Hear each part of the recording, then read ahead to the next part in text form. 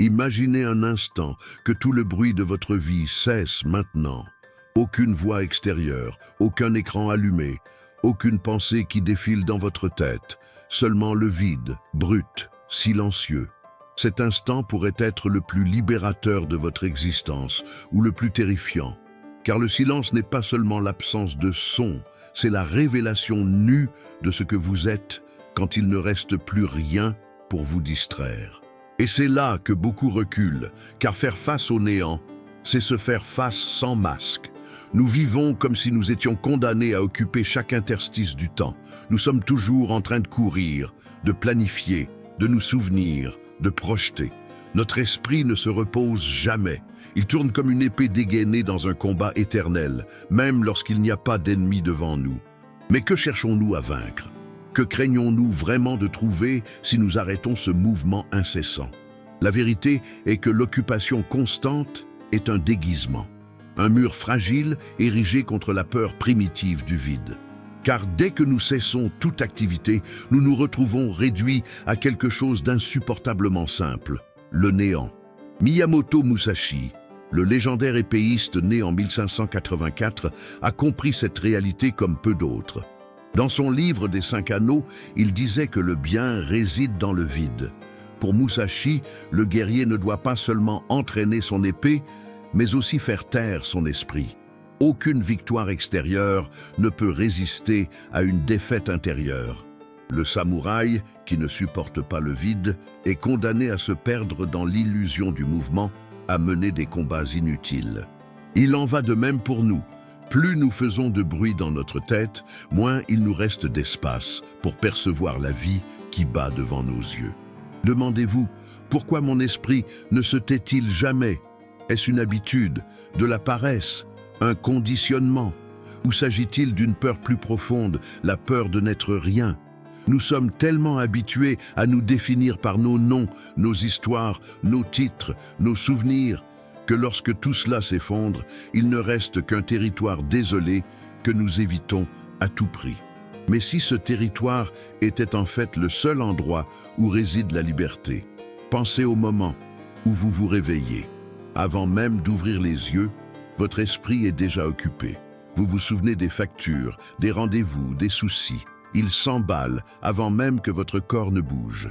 Et le plus effrayant, c'est que si vous le laissiez tranquille, vous vous retrouveriez peut-être face à un silence aussi vaste que le ciel à l'aube.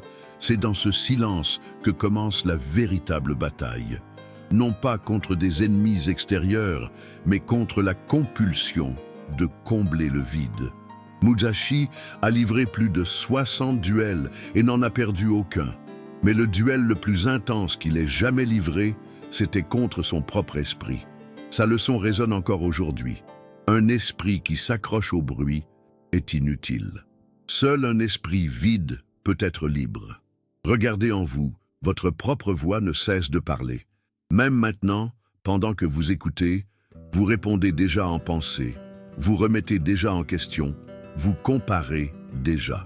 Cette précipitation à remplir le silence est la preuve que nous ne supportons pas la nudité de l'être. Nous essayons toujours d'ériger des murs de concentration en prétendant que nous faisons taire notre esprit. Mais ce n'est qu'une autre forme d'occupation. La concentration est un effort, une guerre intérieure, une répression. Et là où il y a répression, il y a conflit. Alors je vous demande, avez-vous le courage de ne pas lutter, de simplement regarder à l'intérieur de vous-même et de rester face au vide, sans le remplir, sans fuir? C'est là que la tension monte, parce que nous avons tous peur de cet abîme. Au fond, nous savons que si nous cessons d'être occupés, nous deviendrons absolument rien. Mais si ce néant est l'espace où naît l'énergie la plus vivante, et si, au lieu d'être une perte, le vide était la source de la création, ce que vous craignez le plus est peut-être en réalité la seule porte vers la liberté. Et maintenant, je vous demande, pouvez-vous rester dans ce silence, sans courir vers le bruit? Ou allez-vous fuir, comme toujours, vers des occupations qui ne font que masquer votre peur? Combien de fois vous êtes-vous surpris à essayer de faire taire votre esprit et, sans vous en rendre compte, à créer encore plus de bruit en vous?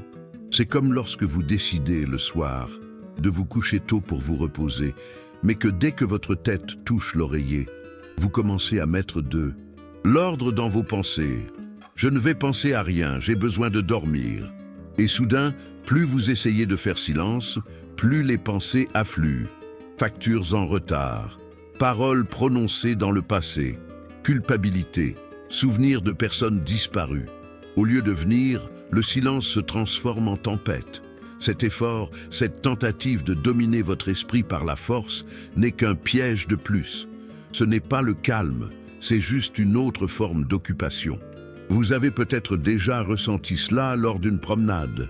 Vous décidez de vous concentrer sur le rythme de vos pas, le chant des oiseaux, mais votre esprit s'obstine à s'échapper, à vouloir contrôler l'avenir, revisiter le passé. C'est à ce moment-là que nous réalisons, la concentration est une épée qui se retourne contre le guerrier lui-même. Elle ressemble à de la discipline, mais en réalité, c'est de la répression. C'est comme une rivière endiguée. L'eau ne disparaît pas.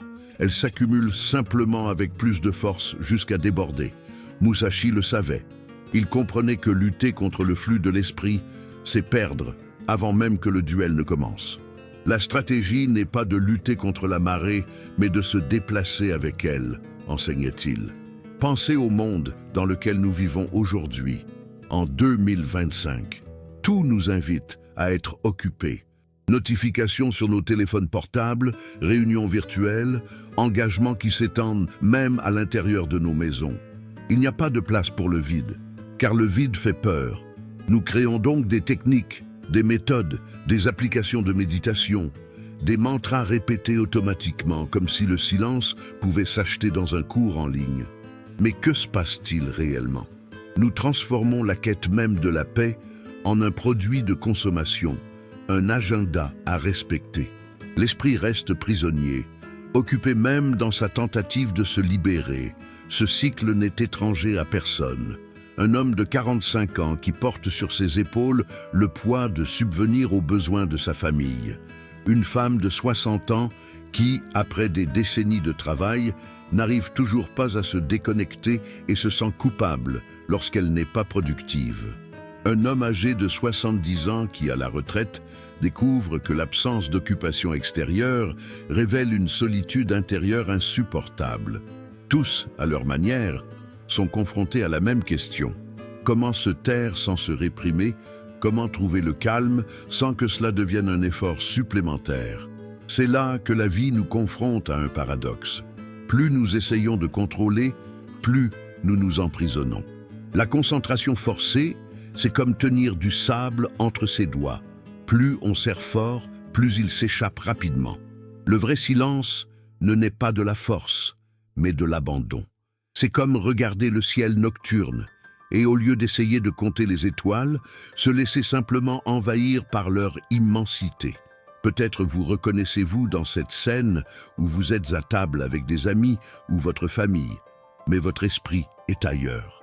Vous essayez d'écouter, mais à l'intérieur, vous vous efforcez de ne pas vous laisser distraire, de rester attentif. Cependant, cet effort crée une distance et vous ne percevez rien en réalité. Être présent, ce n'est pas se concentrer, mais simplement être. La présence n'exige pas de mur, elle n'exige pas d'effort, elle s'épanouit lorsque le contrôle cesse. C'est difficile à accepter, car nous avons été éduqués à croire que tout dépend de l'effort, de la discipline, du contrôle. Nous avons été conditionnés à penser que sans lutte, il n'y a pas de victoire. Mais il y a des batailles qui ne peuvent être gagnées qu'en déposant les armes. Musashi, le samouraï qui n'a jamais été vaincu au combat, savait qu'on ne vainc pas un ennemi intérieur par la force. Sa plus grande leçon ne réside pas seulement dans le maniement de la lame, mais dans l'abandon de tout effort inutile. L'esprit qui se débat contre lui-même est comme un guerrier qui se coupe son propre corps. Maintenant, regardez votre vie. Combien de vos efforts ne sont qu'un moyen d'échapper au silence? Combien de fois vous êtes-vous occupé de tâches sans importance, juste pour ne pas ressentir le poids du vide? C'est peut-être pour cela que la nuit vous effraie, que le dimanche vous semble interminable, que les moments de pause vous apportent plus d'angoisse que de repos. Ce n'est pas le temps libre qui vous fait souffrir, c'est l'impossibilité d'être simplement avec ce qui émerge en vous. Et si, Au lieu d'ériger des murs de concentration, vous vous contentiez d'observer? Si, au lieu d'essayer de faire taire votre esprit, vous l'écoutiez simplement, comme on écoute le vent souffler dans les arbres? Que se passerait-il si vous acceptiez la tempête sans essayer de l'arrêter? Peut-être que dans cet acte de capitulation, quelque chose d'inattendu surgirait, la première étincelle d'un véritable calme. Car le vrai silence n'est pas l'absence de bruit, mais la présence d'un état dans lequel le bruit n'a plus de pouvoir. La question est alors inévitable.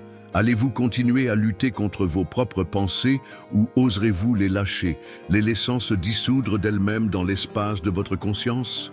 Il y a un moment où la vie nous oblige à regarder à l'intérieur de nous-mêmes, même si nous essayons d'y échapper. Ce moment peut survenir à l'aube, lorsque l'horloge avance et que le corps réclame du repos, mais que l'esprit insiste pour répéter de vieux dialogues. Il peut survenir à l'instant où, seul, vous éteignez la télévision et réalisez que le silence de la pièce résonne plus fort que n'importe quel bruit d'extérieur. Et dans ce silence presque étouffant, une question inévitable surgit. Qui suis-je sans tout ce qui m'occupe? C'est dans ce domaine que beaucoup ressentent de la peur.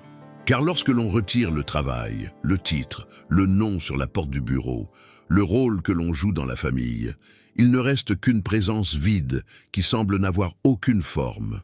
La peur de ce vide est si profonde que nous préférons n'importe quelle occupation, même la plus banale, plutôt que de l'affronter.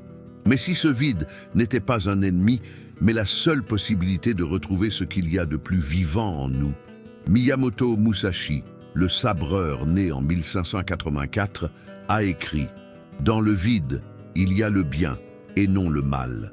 La sagesse existe, la logique existe, le chemin existe. » Ces mots ne parlent pas seulement de stratégie militaire, mais d'une philosophie radicale. Accepter qu'au fond, nous ne sommes rien. Et c'est précisément lorsque nous acceptons ce néant que nous devenons libres de voir la réalité sans distorsion. Avez-vous déjà eu le courage d'essayer cela, de vous regarder sans aucun artifice, sans l'armure des rôles sociaux? Pensez à la façon dont nous vivons en 2025.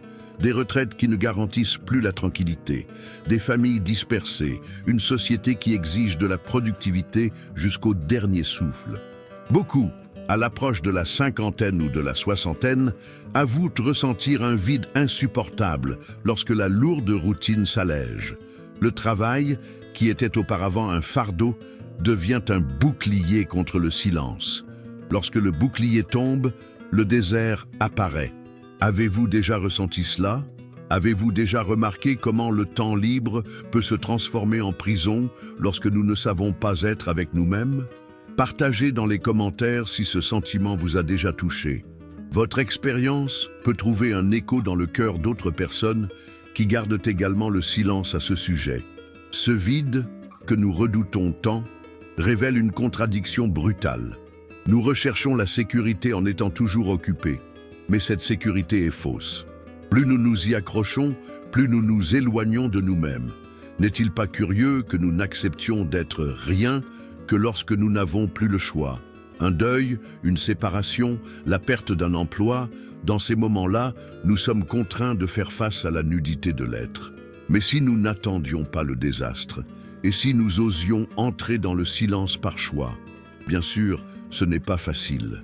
L'esprit résiste. Il crie que vous devez appeler quelqu'un, allumer un écran, vérifier les actualités. Il craint le moment où il n'aura plus rien à quoi se raccrocher. Et c'est précisément là que commence le véritable combat spirituel. Musashi n'a pas remporté 60 duels uniquement avec son épée. Il a d'abord vaincu la peur d'être seul, la peur de ne s'accrocher à rien d'autre qu'à son propre vide. Pouvez-vous imaginer ce que serait votre vie si vous n'aviez plus peur d'être personne? Il y a une différence profonde entre être vide et être vide de soi-même. Le premier est le désespoir. Le second est la liberté. Lorsque vous ne vous définissez pas uniquement par votre nom, votre compte en banque, votre corps qui vieillit, vous découvrez une énergie qui n'était pas visible auparavant. C'est comme enlever la poussière d'un miroir et voir, pour la première fois depuis des années, votre reflet propre. Mais avons-nous le courage de nous regarder ainsi? Combien de personnes connaissez-vous qui passent leur vie à fuir cette rencontre? Peut-être vous êtes-vous déjà senti exactement comme ça, en perdant un être cher, en traversant une crise, en vieillissant et en réalisant que le monde ne dépend plus de vous comme avant. Le vide arrive, et avec lui, la chance de recommencer. Mais la plupart des gens fuient. Et vous? Allez-vous aussi fuir ou allez-vous utiliser ce vide comme un chemin vers la transformation? Laissez-nous un commentaire si une expérience de votre vie vous a déjà obligé à regarder le néant en face. Votre histoire peut aider ceux qui, en ce moment, se demandent s'ils peuvent supporter ce silence. Le vide n'est pas une absence, c'est un espace. Et dans cet espace peut naître une nouvelle façon de vivre, une présence qui ne dépend pas d'un effort. Mais cela n'arrive que lorsque nous cessons de le remplir de fausses occupations. Musashi l'a compris sur le champ de bataille, mais notre arène est le quotidien. La maison silencieuse, la nuit sans sommeil, le temps qui reste et que nous ne savons pas occuper. Que ferons-nous lorsque le bruit cessera? C'est la question qui décide de tout. Il existe une beauté qui passe inaperçue parce que l'esprit insiste pour être occupé. Avez-vous déjà remarqué à quel point nous regardons rarement le ciel du matin sans nous presser, comme s'il s'agissait simplement d'un toit bleu qui recouvre nos obligations? Pourtant, il y a un détail fascinant. La lumière du soleil, à son lever, parcourt des millions de kilomètres et met 8 minutes et 20 secondes pour atteindre nos yeux. Chaque aurore que nous contemplons est en fait un message retardé de l'univers, un écho du passé qui illumine le présent. Combien de fois y avez-vous pensé en courant pour accomplir votre routine? Ce simple fait scientifique pourrait nous arracher à notre précipitation et nous plonger dans un état d'émerveillement. Mais combien d'entre nous le laissent vraiment nous toucher? En 2025, nous vivons à l'ère de la surexposition et de la précipitation. Nous sommes capables de suivre en temps réel l'explosion d'une étoile à des milliards d'années-lumière. Mais nous ne pouvons pas nous arrêter 5 minutes pour observer la danse de la lumière à la surface d'une feuille. C'est une contradiction brutale. Nous sommes connectés à tout, mais absents de l'instant présent. C'est comme si nous avions perdu la capacité de voir, non pas avec nos yeux, mais avec notre âme. Combien de fois avez-vous déjà passé une journée entière sans vous souvenir du chemin parcouru? Combien de fois êtes-vous rentré chez vous avec le sentiment que vous n'aviez rien vécu, seulement accompli? Miyamoto Musashi disait que « il est trompeur de penser que ce que nous voyons est tout ce qui existe ». Il ne parlait pas de fantômes ou de mystères occultes, mais de la limitation que nous nous imposons en ne voyant pas au-delà de la surface. Pour Musashi, la véritable vision était stratégique. Percevoir la subtilité des mouvements de l'ennemi, capter ce que les yeux ordinaires ignoraient. Et si nous appliquons cela à la vie quotidienne, que laissons-nous échapper lorsque nous sommes prisonniers de nos propres occupations? L'essentiel ne se trouve-t-il pas justement dans les détails que nous ignorons? Certaines histoires nous rappellent cette cécité collective. Dans le cadre d'une étude menée à Washington, l'un des plus grands violonistes au monde, Joshua Bell, a joué dans une station de métro avec un instrument évalué à plusieurs millions de dollars. Pendant 45 minutes, plus d'1 millier de personnes sont passées devant lui. Seuls 7 se sont arrêtés pour l'écouter et aucune n'a reconnu qui il était. Le même musicien qui demandait des billets à plusieurs centaines de dollars n'a pas réussi à retenir l'attention d'une foule pressée. Cela s'est passé en 2007, mais cela pourrait être aujourd'hui, à n'importe quel coin de rue, car la précipitation est toujours la même. N'est-il pas choquant de penser que nous pouvons traverser la vie et perdre précisément ce qui a de la valeur parce que nous courons toujours après ce qui n'a pas d'importance? Pensez à votre propre routine. Combien de fois avez-vous manqué un simple geste de quelqu'un à côté de vous? Le sourire discret d'un ami, la façon dont le vent agite les rideaux du salon, l'odeur de la pluie qui précède la nuit. La beauté est toujours là, mais nous l'ignorons parce que nous confondons occupation et vie. Au fond, la vie se passe dans les pauses. N'est-il pas curieux que les chansons qui nous émeuvent le plus soient celles où le silence entre les notes semble en dire plus long que les sons eux-mêmes? C'est là que surgit une question inévitable. Avons-nous peur de la beauté parce qu'elle nous expose au vide? Lorsque nous nous arrêtons pour contempler le chant d'un oiseau ou l'immensité du ciel, il n'y a plus de place pour nos rôles, nos masques, nos précipitations. Il n'y a que la présence. Et la présence nous détache de ce que nous croyions indispensable. C'est peut-être pour cela que nous évitons le silence et la beauté, parce qu'ils nous dépouillent de nos défenses et nous laissent face à ce que nous sommes, sans titre, sans garantie, simplement vivants. L'invitation n'est donc pas seulement philosophique, elle est vitale.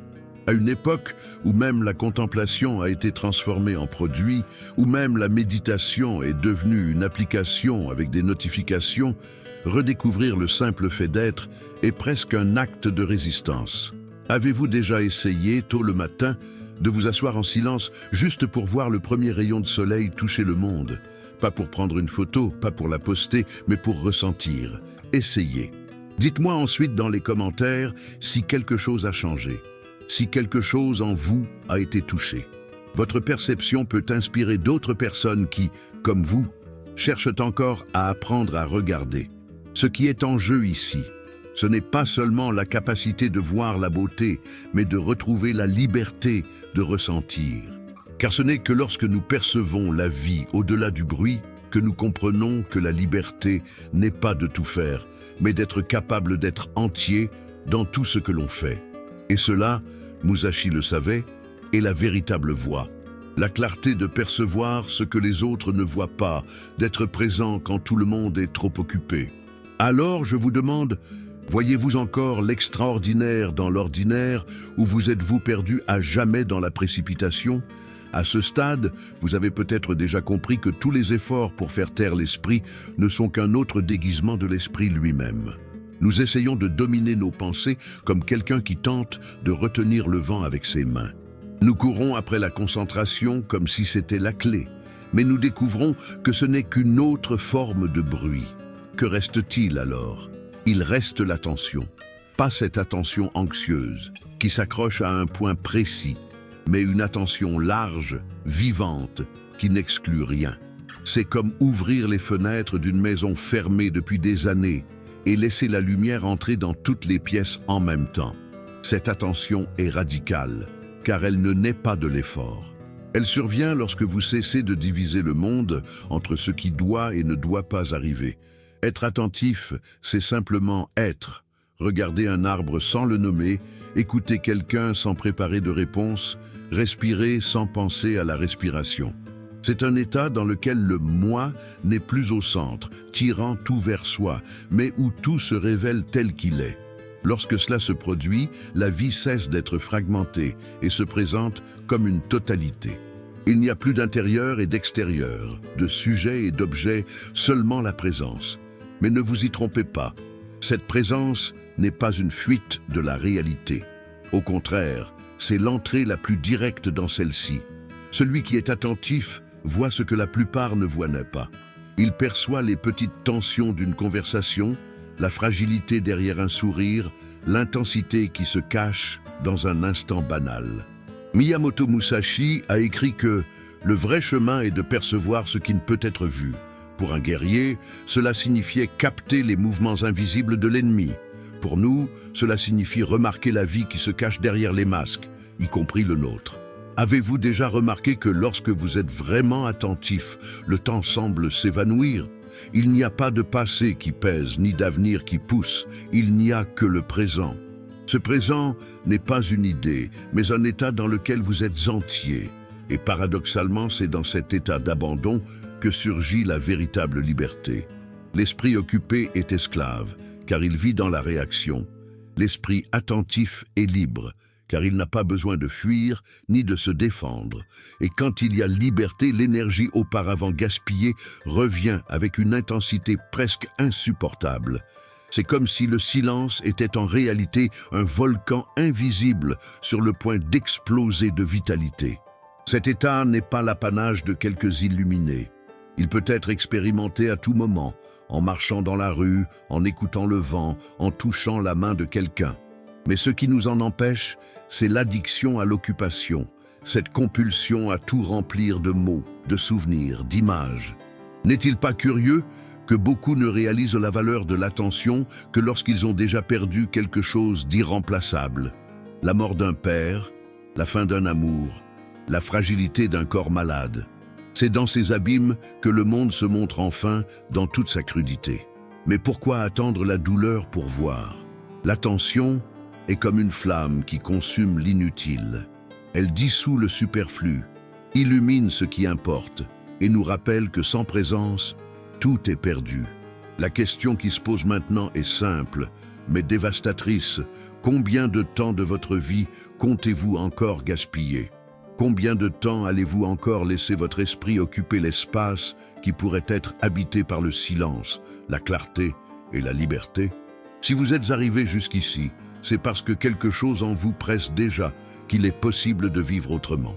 Vous n'avez plus besoin de vous cacher derrière le bruit et les occupations. La prochaine étape consiste à mettre cette compréhension en pratique, car réfléchir à l'attention reste une réflexion, mais vivre l'attention est une expérience.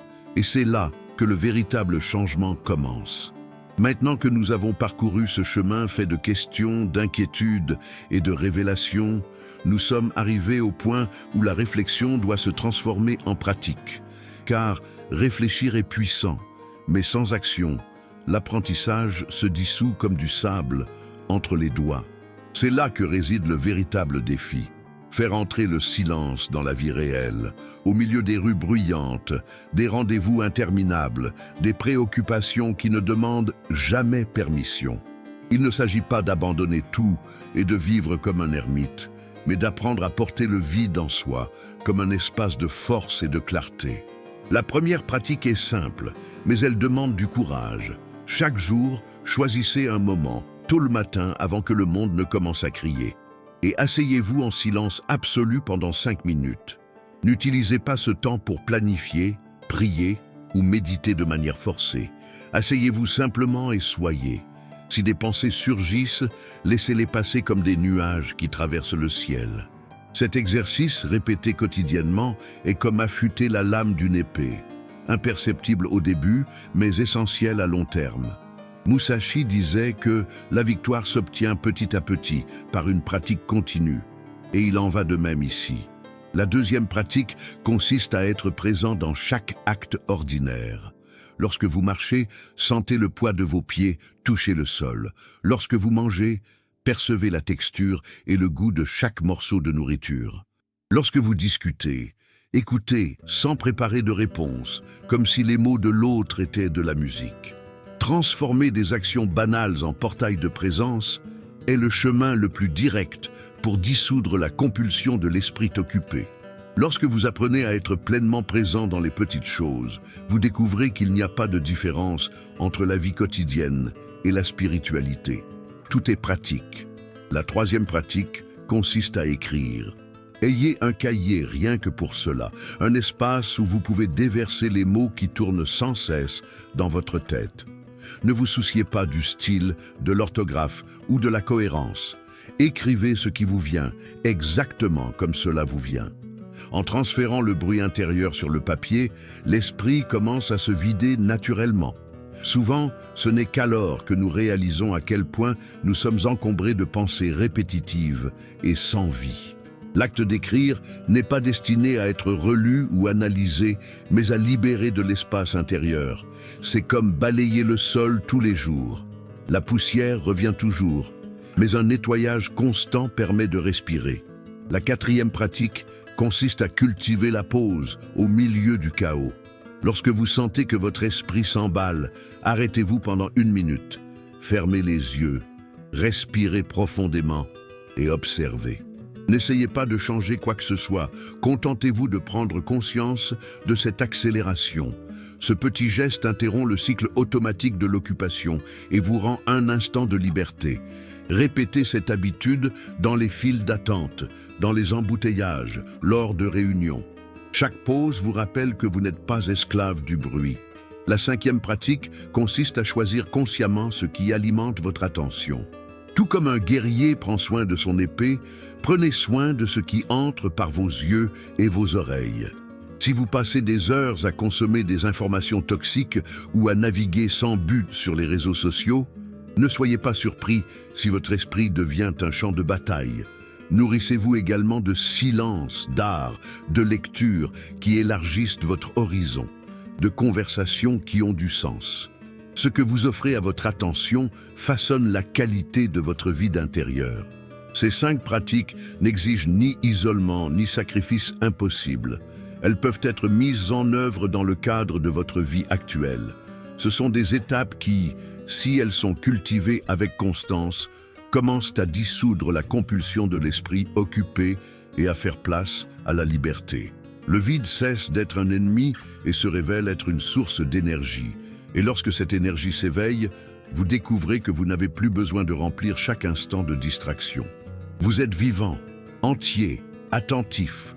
Le plus important est de ne pas transformer ces pratiques en obligations rigides. Ne les utilisez pas comme une occupation supplémentaire, mais comme des rappels que la vie peut être vécue avec plus de présence. Faites-le avec légèreté, avec curiosité, comme quelqu'un qui explore un nouveau territoire. Si un jour vous échouez, ne vous en voulez pas. Recommencez simplement le lendemain. La transformation ne se produit pas en un seul geste grandiose, mais par l'accumulation silencieuse de petits gestes. Maintenant, j'aimerais savoir, laquelle de ces pratiques vous a le plus interpellé? Laquelle avez-vous déjà essayé, même sans lui donner de nom? Partagez votre expérience dans les commentaires, car vos mots peuvent inspirer ceux qui se sentent aujourd'hui perdus dans le bruit. Et si cette vidéo vous a touché, abonnez-vous à la chaîne, aimez-la et partagez-la avec ceux qui ont besoin d'entendre ce message. Ensemble, nous pouvons cultiver une communauté d'attention, de silence et de présence. Un espace où, comme l'enseignait Musashi, nous apprenons à vaincre non pas en luttant contre le monde, mais en voyant clairement ce qui a toujours été devant nous.